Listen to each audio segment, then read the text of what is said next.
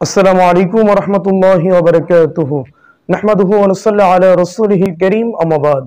সুধীয় দর্শক, যে যেখান থেকে আমাদেরকে দেখছেন সকলকে এমটিভি বাংলার পক্ষ থেকে আন্তরিক প্রীতি ও মোবারকবাদ।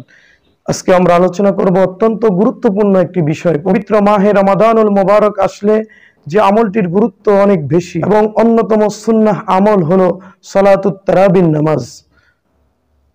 সলাতুত তারাবির নামাজের ফজিলত বর্ণনা করতে গিয়ে শাইখাইন ইমাম বুখারী রাহিমাহুল্লাহ, ইমাম মুসলিম রাহিমাহুল্লাহ তদীয় কিতাব বুখারী এবং মুসলিম শরীফের মধ্যে একখানে হাদিস উল্লেখ করেছেন। আবু হুরায়রা রাদিয়াল্লাহু তাআলা আনহু থেকে বর্ণনা করেছেন, মান কামা রমাদানা ঈমানান ওয়া ইহতিসাবান গুফিরা লাহু মা তাকাদ্দামা মিন যামবিহি। যদি কোনো ব্যক্তি পূর্ণ ইতিকাদ এবং সওয়াবের নিয়তে পবিত্র রমাদানুল মুবারকে সালাতুত তারাবির নামাজ আদায় করে, গুফিরা লাহু মা তাকাদ্দামা মিন যামবিহি, আল্লাহ পাক তার পূর্বের সমস্ত গুনাহগুলো ক্ষমা করে দিবেন। যদিও সালাতুত তারাবির নামাজের ফজিলত নিয়ে তেমন ইখতিলাফ পরিলক্ষিত হয়নি, কিন্তু আমাদের মাঝে দেখা যায় যখনই রমজানুল মুবারক মাস আসে তখনই একদল মানুষ যারা ফতোয়া দিয়ে থাকে সালাতুত তারাবির নামাজ 8 রাকাত, কেউ বা বলে থাকে 20 রাকাত। এই বিষয়টি নিয়ে সমাজে ইখতিলাফ শুরু হতে থাকে। ইখতিলাফটি শুরু হয়েছে 1284 হিজরিতে ভারতের আকবরাবাদ থেকে। এরপর 1285 হিজরিতে পাঞ্জাবের সীমান্তে হুসাইন বাটলবি নামে একজন আহলে হাদিস, যিনি এই তারাবি 8 রাকাত বলে মত প্রচার করেছেন। এরপরে 1377 হিজরিতে নসিব রিফাই এবং নাসিরউদ্দিন আলবানী সহ কিছু লা মাযহাবী ব্যক্তিরা তারাবির নামাজ 8 রাকাতের বিষয়ে তারা উপচে পড়ে লেগেছেন। তারাবির নামাজ 8 রাকাত নিয়ে ইখতিলাফ করতে লাগলেন। এর পূর্বে তারাবির নামাজ নিয়ে কোনো ব্যক্তি ইখতিলাফ করে থাকেননি। আমরা আজকে জানবো যে তারাবির নামাজের সালাত কত রাকাত। প্রথমেই যারা 8 রাকাত তারাবির নামাজের সালাত বলে থাকে, 8 রাকাত বলে থাকে, এবং যে দলিলটি তারা উপস্থাপন করে থাকে বুখারী শরীফের প্রথম খণ্ডের 154 নম্বর পৃষ্ঠার মধ্যে যে হাদিসখানা তারা উল্লেখ করে থাকে, আবি সালামা ইবনে আব্দুর রহমান, হযরতে আবি সালামা ইবনে আব্দুর রহমান হতে বর্ণিত, আন্নাহু সাআলা আয়েশা রাদিয়াল্লাহু তাআলা আনহা, একদা তিনি আয়েশা সিদ্দিকা রাদিয়াল্লাহু তাআলা আনহাকে জিজ্ঞেস করিলেন, কাইফা কানা সালাতু রাসূলুল্লাহ সাল্লাল্লাহু আলাইহি ওয়াসাল্লাম ফি রমাদানা।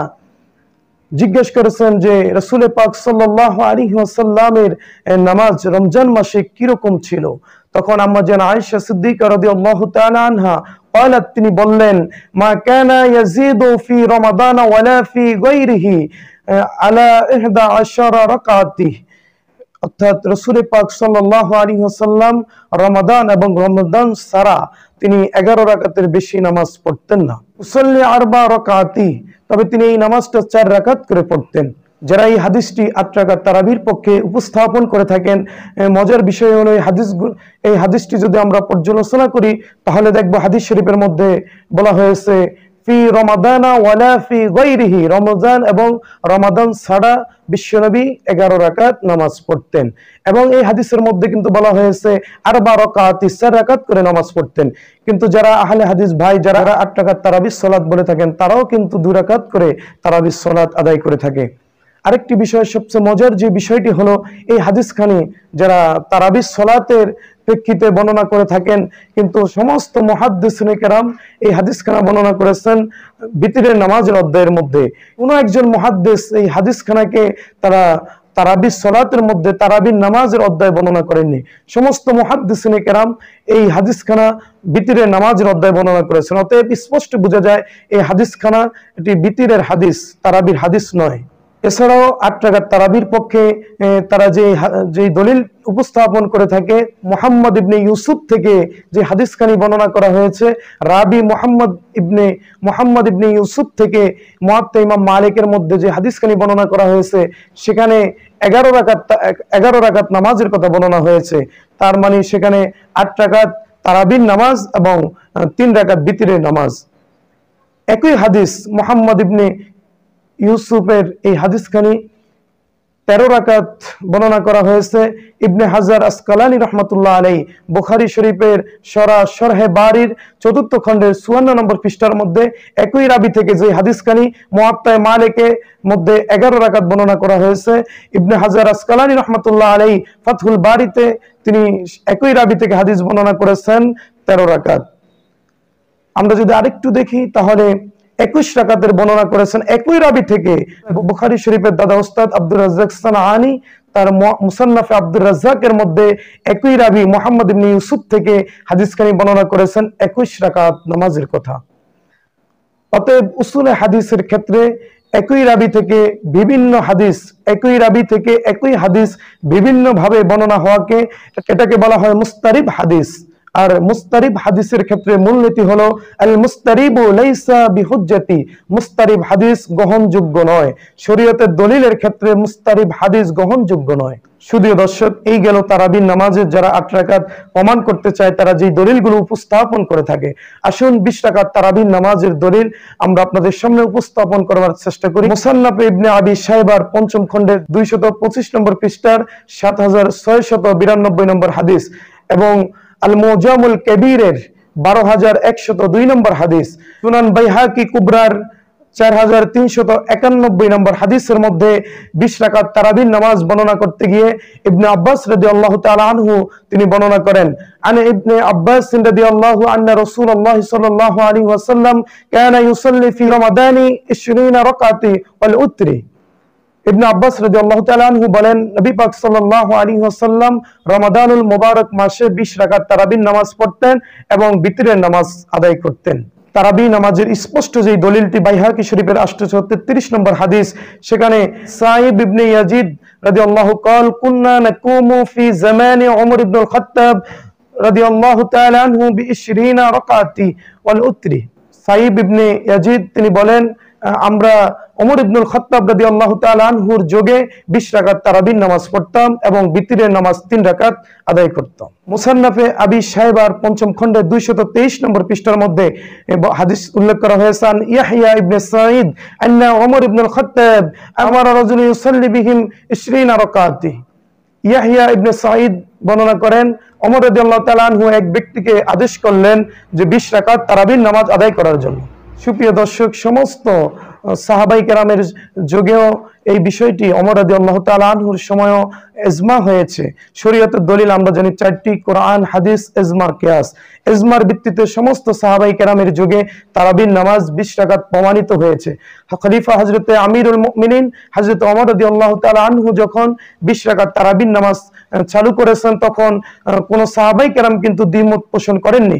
সমস্ত সাহাবাই কেরাম এই বিষয়টি ঐক্যবদ্ধ হয়েছেন, ইজমা হয়েছে। মোল্লা আলী কারি রাহিমাহুল বারি, যিনি মিশকাতের সূরা মিরকাতের 1303 নম্বর হাদিসের ব্যাখ্যা করতে গিয়ে বলেছেন, আজমা আস-সাহাবাতি আলা আন্না তারাউইহা 20 রাকাতি। এ বিষয়ে সমস্ত সাহাবাই কেরাম একমত হয়েছেন, ইজমা হয়েছেন যে তারাবির নামাজ 20 রাকাত। সহিহ বুখারী শরীফে যে হাদিসখানি উল্লেখ করা হয়েছে, আব্দুর রহমান ইবনে আব্দুল কারি তিনি বর্ণনা করেন, খরাজতু মা ওমর ইবনুল খাত্তাব রাদিয়াল্লাহু আনহু লাইলাতান ইলাল মসজিদে। এক রাতে আমি ওমর ইবনুল খাত্তাব রাদিয়াল্লাহু তাআলা আনহুর সঙ্গে মসজিদে নববীতে ভ্রমণ করলাম। ফাইযান নাসু আওজাউ মুতাফাররিকুন, এবং সেখানে দেখলাম লোকেরা বিচ্ছিন্ন হয়ে তারা নামাজ আদায় করতেছে। কেউ বা একাকিত্ব ভাবে, কেউ বা ক্ষুদ্র ক্ষুদ্র জামাতে নামাজ আদায় করতেছে। তখন হযরতে ওমর রাদিয়াল্লাহু তাআলা আনহু তিনি বললেন, ইন্নী জামাতু হাউলাই আলা কারিই ওয়াহিদ। আমার ইচ্ছে করে যে আমি এদেরকে একজন কারির পিছনে, একজন ইমামের পিছনে এদেরকে একত্রিত করে দিই। ফাজামাহুম আলা উবাই ইবনে কাব। তখন হযরত ওমর রাদিয়াল্লাহু তাআলা আনহু সমস্ত লোকদেরকে উবাই ইবনে কাবের পিছনে ইক্তেদা করার জন্য আদেশ করেন এবং তাদেরকে একতাবদ্ধ করেন উবাই ইবনে কাবের পিছনে জামাতে নামাজ আদায় করার জন্য। তখন হযরত ওমর রাদিয়াল্লাহু তাআলা আনহু এই দৃশ্য দেখে বলেছেন, নি'মাতুল বিদআতু হাযিহি, এটি কতই না উত্তম একটি বেদাত। আজকে এখানে আরেকটু ব্যাখ্যা করা দরকার। যারা বেদাত বলে কোন বিষয়, ভালো কাজকে বেদাত বলে যারা ব্যঙ্গ করতে চায়, যারা বেদাত বলে নিন্দা করতে চায়, এখানে বেদাতের ব্যাখ্যা জানতে হবে। বেদাত 2 প্রকার, নুব্বাতুল ফিকহের মধ্যে এবং অসংখ্য কিতাবের মধ্যে বেদাতকে 2 ভাগ করা হয়েছে। একটি হলো বেদাতে হাসানা, আরেকটি হলো বেদাতে সাইয়্যা। বেদাতে হাসানা যে বেদাত ইসলামের প্রাথমিক যুগে ছিল না, কিন্তু পরবর্তী যুগে যা আবিষ্কার হয়েছে ইসলামের উত্তমের জন্য, ইসলামের কল্যাণার্থে, ইসলামের স্বার্থে। যদি আমরা কোরআনে ফাকির দিকে দেখি তাহলে কোরআনুল কারীমের মধ্যে জবর জের নক্তা ছিল না, কিন্তু হাজ্জাজ বিন ইউসুফের সময় কোরআনুল কারীমের মধ্যে নক্তা জবরজের দেওয়া হয়। নাহু সরফ এটি ইসলামের প্রাথমিক যুগে ছিল না, পরবর্তীতে আবিষ্কৃত হয়েছে। এইভাবে অনেক ভালো কাজ যেগুলো ইসলামের স্বার্থে কল্যাণার্থে, এই সমস্ত কাজগুলো হলো বেদাতে হাসানা। আর কিছু বেদাত যেগুলো মন্দ, যেগুলো ইসলামের ক্ষতি সাধন করে, এই সমস্ত বেদাত হলো গুমরাহি, বেদাতে সাইয়্যা। অবশ্যই বেদাতে হাসানা এটি একটি উত্তম বেদাত। তারাবির সালাত এটি হলো বেদাতে হাসানা, উত্তম বেদাত, উত্তম সুন্নাহ। এই হাদিসটি পর্যালোচনা করলে আমরা দেখব উবাই ইবনে কাব, যিনি একজন হাফিজ কোরআন, যার পিছনে লোকেরা জমাতবদ্ধ হয়ে তারাবির নামাজ আদায় করেছেন। এখানে আমরা যদি দেখি এই হাদিস পর্যালোচনা করলে এখানে চমৎকার একটি মিল রয়েছে। সাহাবাই কেরাম তারা যে খতমে তারাবির নামাজ আদায় করতেন, এখানে যদি আমরা কোরআনুল কারীমের দিকে তাকাই তাহলে আমরা দেখব কোরআনুল কারীমের মধ্যে 540টি রুকু রয়েছে। যদি আমরা 20 রাকাত, এক রাকাতে এক রুকু করে 20 রাকাত নামাজ, 20 রাকাত 20 কে 27 ধারা আমরা যদি গুণ করে থাকি তাহলে দেখব ফলাফল 540 আসে। আর মানে 27 রমজান কোরআনুল কারীম খতমে তারাবি এটি কিন্তু আজকে নতুন নয়, এটি পূর্ববর্তী যুগ থেকেই চলে আসছে। আরেকটি দলিল আমরা যদি দেখি তাহলে কোরআনুল কারীম যে হিফজ কোরআনুল কারীম গুলো রয়েছে তার মধ্যে 20 পারা, 20 পৃষ্ঠায় এক পারা, এভাবেও কিন্তু চমৎকার একটা মিল এখানেও রয়েছে। প্রিয় সুধী, রমাদানুল মোবারক মাস হলো আমলের মাস, ইবাদতের মাস, বন্দেগীর মাস। আজকে আমাদেরকে একদল মানুষ যারা 20 রাকাত তারাবির নামাজকে মাইনাস করে আমলটাকে অত্যন্ত ছোট করে নিয়ে আসতে চেষ্টা করছে। এখানে সাহাবাই কেরামের ইজমা হয়েছে তারাবির নামাজ 20 রাকাত। বুখারী এবং মুসলিম শরীফে ইমরান ইবনে হুসাইন রাদিয়াল্লাহু থেকে বর্ণিত, আল্লাহর হাবিব বলেছেন, উম্মতি করনি সুম্মাল্লাযীনা ইয়ালুনাহুম সুম্মাল্লাযীনা ইয়ালুনাহুম। আল্লাহর হাবিব বলেছেন সর্বোত্তম সোনালী যুগের মানুষ হলো আমার যুগের, আমার সাহাবাই কেরাম, এরপরে তাবিঈন। অতএব সোনালী যুগের মানুষ যে বিষয়টি ঐক্যবদ্ধ হয়েছে, ইজমা হয়েছে 20 রাকাতের বিষয়, আজকে যারা তাদের সমালোচনা করছেন, আল্লাহর হাবিব তো তিরমিজি শরীফের হাদিসের মধ্যে বলেছেন, আব্দুল্লাহ ইবনে মুগাফফালের হাদিস, আল্লাহ আল্লাহ ফি আসহাবি, তোমরা আল্লাহকে ভয় করো, আল্লাহকে ভয় করো আমার সাহাবাই কেরামের ব্যাপারে, লা তাত্তাখিজুহুম গারদান মিন বাদি, খবরদার তোমরা তাদের সমালোচনা করিও না। ফামান আহবাহুম ফাবিহুব্বি আহাব্বাহুম, যে আমার সাহাবীদেরকে যে ভালোবাসবে সে আমি রাসূলকে ভালোবাসবে। ওমান আবগাদাহুম ফাবিবুগদি আবগাদাহুম, আর যারা সাহাবাই কেরামের সমালোচনা করবে, আর যারা সাহাবাই কেরামের সঙ্গে শত্রুতা করবে, তারা আমি রাসূলের সঙ্গে শত্রুতা করলো। মান আযাহুম ফাকাদ আযানি ওয়া মান আযানি ফাকাদ আযাল্লাহ ওয়া মান আযাল্লাহু, আর যে তাদের সঙ্গে শত্রুতা করলো সে আমি রাসূলের সঙ্গে শত্রুতা করলো, আর যে আমি রাসূলের সঙ্গে শত্রুতা করলো ওমান আযাল্লাহ, সে আল্লাহর সঙ্গে শত্রুতা করলো। ফায়ুশিকু আন ইয়াখুযুহু, অবশ্যই অতি শীঘ্রই সে এইরকম কাজ করবে, আল্লাহ পাক তাকে কঠিন আযাবের মধ্যে ফাকরু করবেন। আল্লাহর হাবিব বলেছেন, দেখবে যখন তিরমিজি শরীফের হাদিসের মধ্যে বলেছেন, ইযা রাআইতুমুল্লাযী